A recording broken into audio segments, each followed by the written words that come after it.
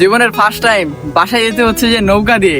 এত পরিমাণ পানি উঠছে আমাদের এলাকায়, দেখেন চারপাশে কতটা পরিমাণ পানি, মানে পুরো এলাকা ডুবে গেছে এরকম একটা অবস্থা। তো আপনারা দেখতে থাকেন আমি কিভাবে নৌকা পেয়ে বাসায় যাই।